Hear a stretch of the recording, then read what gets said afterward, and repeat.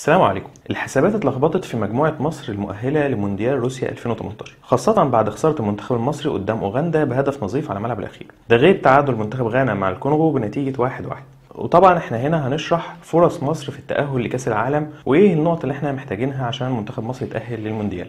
مبدئيا قبل ما نعرض فرص منتخب مصر في التأهل للمونديال احنا لازم نعرف مين الخصم الأول دلوقتي للمنتخب المصري. الخصم الأول للمنتخب المصري دلوقتي هو منتخب أوغندا، ولكن احنا لابد ان احنا نعرض برضو فرص منتخب غانا ومنتخب الكونغو في التأهل للمونديال. أول حاجة قاعدة النقطة رقم 12، وهنا المنتخب الغاني هيبقى محتاج ان مفيش فريق يوصل للنقطه رقم 12، لان لو في فريق في المجموعه وصل للنقطه رقم 12 فالمنتخب الغاني فقد اي امل له في الصعود لكاس العالم. ده غير ان منتخب غانا محتاج يكسب مبارياته الثلاثه كلها. وبالنسبه لمنتخب الكونغو فالامر مش مختلف كتير، هو بس منتخب الكونغو هيبقى محتاج ان مفيش فريق يوصل للنقطه رقم 11، ولازم برضه يكسب الثلاث ماتشات اللي متبقيه له في المجموعه. السؤال المهم ايه هي فرص مصر للتاهل لكاس العالم؟ وهنا هيبقى الموضوع متلخبط شويه، وعشان كده احنا لازم نتكلم على ماتش اوغندا الجاي. في الماتش ده منتخب مصر محتاج الفوز ضروري، لان نتيجه التعادل هتلخبط الحسابات اكتر. نتيجه التعادل هتخلي المنتخب المصري لازم يفوز على الماتشين اللي متبقيين التانيين قدام الكونغو وغانا، ده غير انه لازم منتخب اوغندا يخسر احد المباراتين اللي متبقيين له برضه. انما لو في حاله الهزيمه لا قدر الله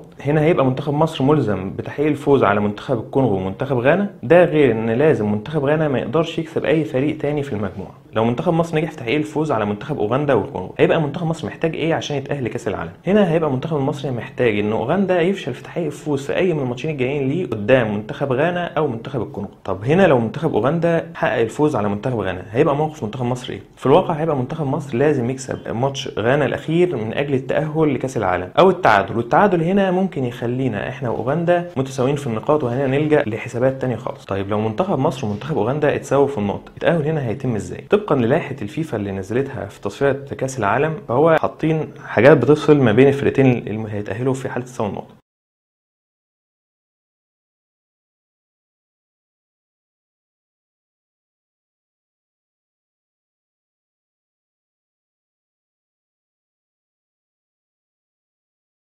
في النهاية أعتقد إن شاء الله منتخب مصر قادر على إنه يحقق الفوز على منتخب أوغندا ومنتخب الكونغو، وفي الحقيقة الوقت المنافس بتاعنا هو الحقيقة هو المنتخب الأوغندي. منتخب غانا بس لو حقق الفوز في الثلاث مباريات هيعود تاني للمنافسة، بس إحنا إن شاء الله قادرين على التأهل لكأس العالم. وفي النهاية لازم أشكركم، ولو عجبكم الفيديو اعملوا شير ولايك وسبسكرايب.